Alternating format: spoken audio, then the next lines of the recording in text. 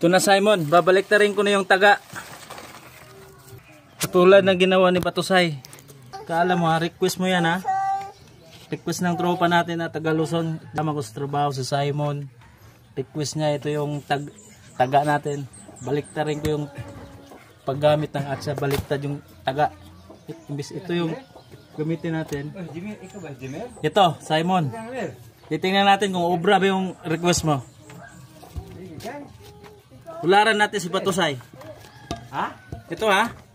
Simon ha? Ha? Balik.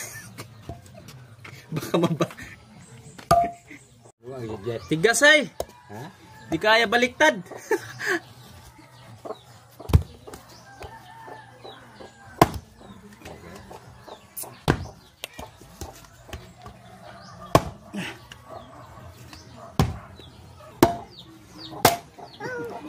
Kaya.